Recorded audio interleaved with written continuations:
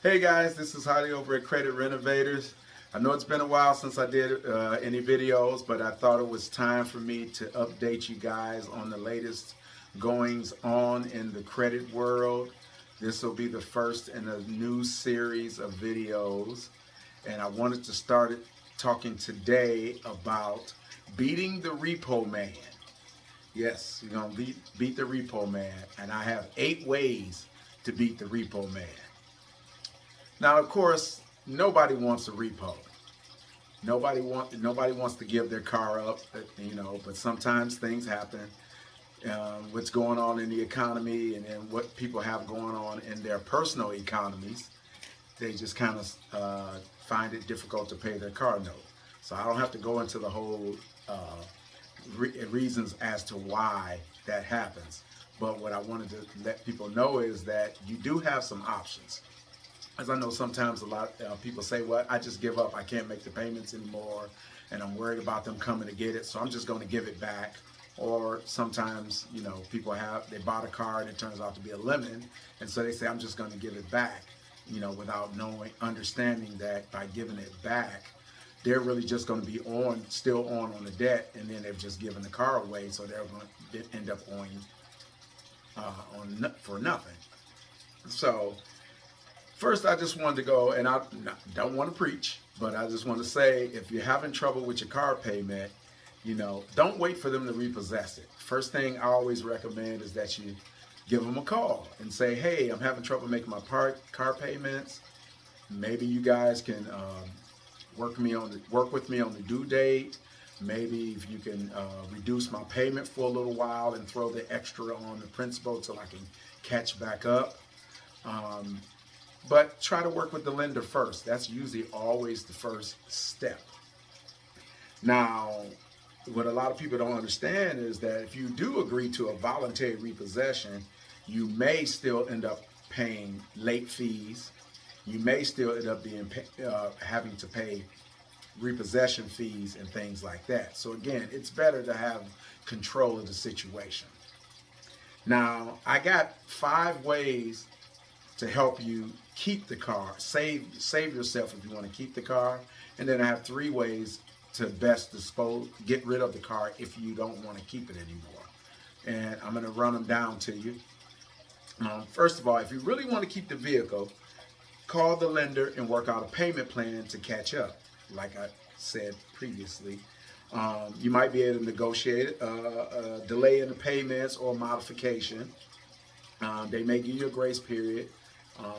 They may waive the late fees, but it's always best to call them as soon as you know you're going to have a problem. I always recommend calling them as soon as possible. They're your partner in this transaction. They were your partners when they loaned you the money, and it was always a good idea to talk to your partner and be honest with your partner, and then maybe your partner can give you a little bit of leeway. Because remember, at the end of the day, the lenders don't want the car back. They want the money. They want the repayment on the loan that they gave you. That was the whole reason why they made the loan, because they wanted to make interest on the payments when you pay the loan back. So they don't want the car. They really don't. And then just they'll usually work with you as long as you can give them an honest assurance that you can catch up, that you have the ability to catch up. And, obviously that's unless you're having a severe money problem, like say a job loss or something like that. But yeah, it's always best to work with them first. If you can't do that, then it's a possibility that you could try refinancing the vehicle straight out, because they may offer you a refi even though they won't do a repayment plan with you. I know that sounds kind of crazy, but that's possible. If not, you can always try refinancing it with a different company. And it's easier to do that before you get behind on the current payment. And you refinance it. Now, depending on how far you're into the loan, you might be able to refinance and have a lower payment. You just kind of might be starting over if you're like 2 years into your loan from paying it off, and it's a 5-year loan. You refinance, you might end up back at 5 years again, but you'll have a lower payment, and you'll have a better chance of saving the car if there's a budget issue. Thirdly, here's some creative options that I kind of came up with, because a lot of people, when I told them, oh man, don't repo, and they say, well, what are my choices? I can't have any choices. So this is a creative option I kind of stumbled across. Consider renting the car out on Turo. Turo is a very easy platform to use. Very similar. It's the same concept as B&B, Airbnb, for anybody who's not familiar with that. But essentially, you sign up for the platform, you follow the steps, and then what you can do is you can put your car on Turo. They kind of vet out the whole client experience, so you're getting people that's already been checked out by Turo. So your car's not going to end up in some wacko's hands. So, depending on the car, you might be able to rent the car out for $100 a day, $70 a day. If it's a really nice car, you might be able to get more than that.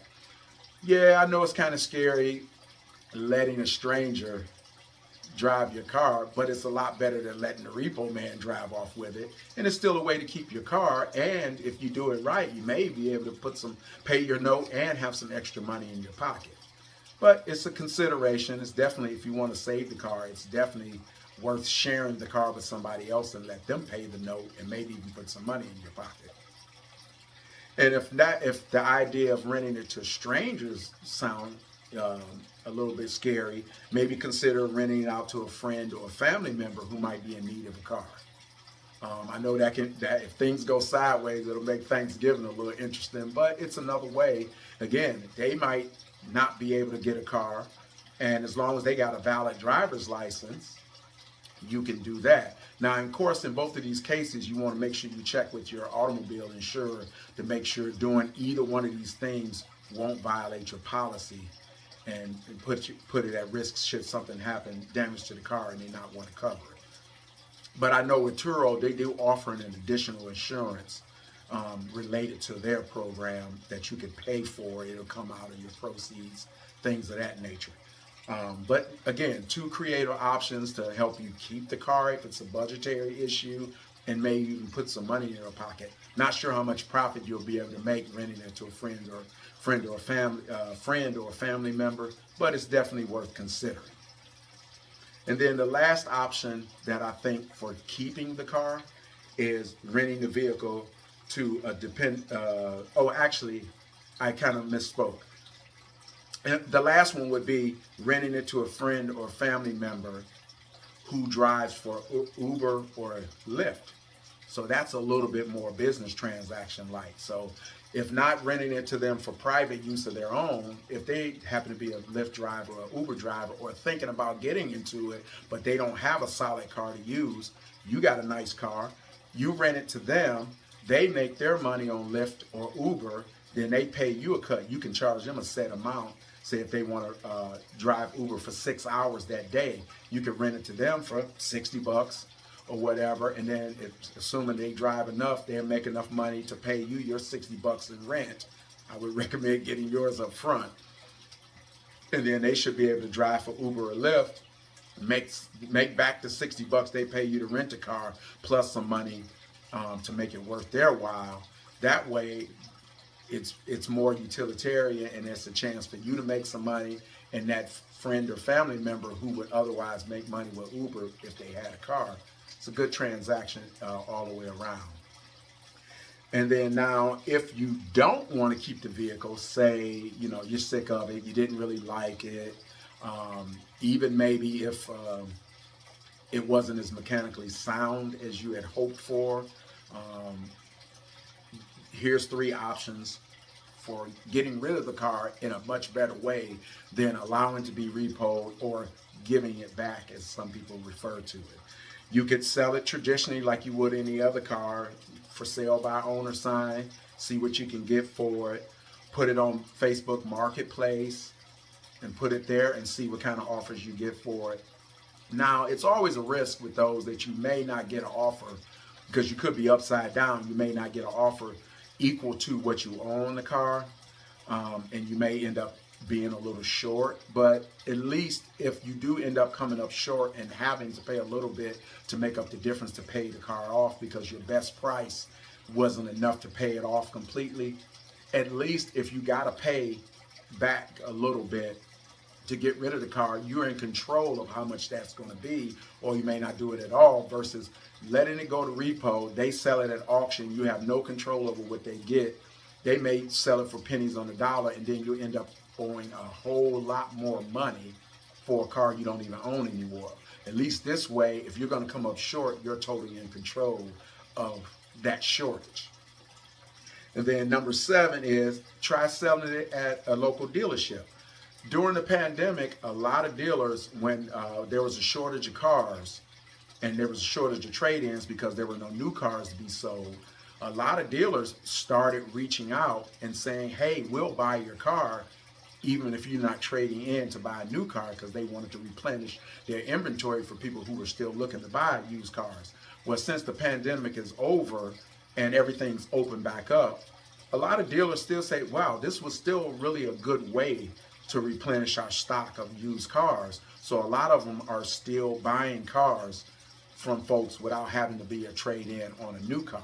So you could definitely shop that around. A lot of them have websites. You can go in, plug in your car in their website, and then they can throw out an offer for you as a purchase price. And then usually they're maybe a little conservative, or they'll say this offer is subject to an inspection of the car, and you take it to the dealer and then let them look at it, and then they'll either confirm that price, maybe give you more, or if they find some blemishes on the car, they may cut it down a little bit. But again, you don't have to do anything, and you can get a chance to see what your best price is. And then if you want to sell the car and come up short, you might have to bring some money to the table. I know that may not be the case if your whole reasoning for getting rid of the car is because you can't carry the payments anymore. But again, it's a way of getting out of the car within your control rather than leaving it in the hands of the dealer and an auction house. And then lastly, you could sell the vehicle to some of the other car companies that are buying cars back, like Carvana. They'll actually buy cars even if you're not buying a new one from them. And We Buy Any Car is one of the local ones in our area. There are many others, so depending on where you are in your area, you're seeing this video somewhere else, look around, Google that, because there's a lot of companies out there that are still buying cars. Again, from what I understand is they have a tendency to lowball until they actually see the car. But again, you're not obligated to anything. You take the car to them. A lot of them have local sites around town, even though they're on website-based business. But again, it's a chance for you to shop the car around and then just look at your options. If you say, if I can get close to what I owe on it and get out of the car without the repo, and then you can consider getting a new car without having to fight having a repo on there and not ruining your credit, and still have good credit to get that next purchase, is this an option. So it should be noted that any of the sale options that I offered here, may not sell the vehicle at a price high enough to pay it off. And like I said, that shortage is totally within your control. Sometimes too, if you end up having to take a shortage, you can always go back to the lender and say, hey, look, I'm trying to sell the car because I'm trying to get out of it, but I'm not able to sell it at the full payoff amount. Will you guys take a short sale? Will you take shortage? And if they say yes, then you could actually sell the car for less than you owed and then take the shortage. The only thing you have to worry about there is you want to ensure from them that they're not going to send you the collections for that shortage, because you don't want to have a collection at all, but it still won't be a repo. But that's always an option as well. And then so you can either pay the difference out of pocket, take the short sale, and get the ding on your credit for a smaller collection. But either way, you avoid that massive hit of a repossession, whether it's voluntary or involuntary, right? So, again, because if you give it back, you don't have any idea what it's going to sell for, and you don't have any idea what you're going to ultimately be on. Now, I know you might be thinking, man, it just seems like it might be a little more hassle, particularly the 3 options if you're trying to get rid of the car anyway. And it might be easier up front to just let it go, but you're going to have a lot of pain on the back end. So none of these alternatives are by no means painless, but again, it's to me, it's a choice of the lesser of evils. you know, outside of just, you know, the effort to keep the car or you know, sell the car under a bit more favorable positions. But I think regardless of whether you want to keep the car or get out of the car altogether, it becomes a least worst option and the best option under that. So, I mean, I hope you guys find these tips helpful, but they are viable options because, again, as I've told people, both on video and individually, when I said, oh, that's not a good idea to do a repo, a voluntary repossession particularly, and they said, well, I didn't know what else to do, and so I thought I would finally put these options out there for folks. So, and if you have any questions, I'm going to have my link. Actually, it'll be up top. My link will be in the verbiage up there. So if you want to click on my link, that'll get you this, my talking points here on this in a newsletter form, so you can have it as a reference, as well as you'll get my free ebook, which is related to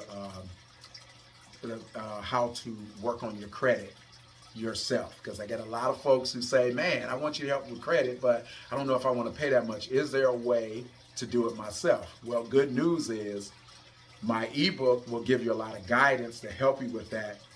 But for you folks who want a little bit more hands-on, I do have a DIY self-repair course that's coming online. It'll be available to, a week from tomorrow.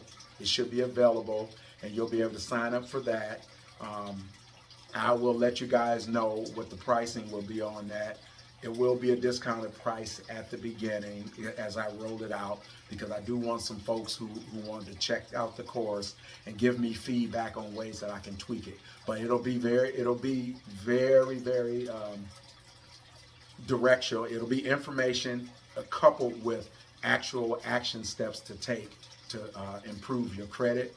And so hopefully you guys will be excited with that. But because I am excited to put it out there. I've always believed that people can fix their credit themselves should they know what to do. But just that it is work, and takes a lot of back and forth. And some people don't have the time, but I'm more than happy to help and offer my knowledge and experience in these things in ways that you guys can really benefit from. So again, if you have any questions, click the link, get those items. Of course, you can always call me, 216-551-2005. I'm more than happy to offer guidance and help that way. But I figured these options will be at the ready for you, and they'll be reference materials. I appreciate you guys taking a look at this video. Hope you find it helpful. And I'll be rolling out another video in a couple of days with a new topic. Take care and peace. Have fun.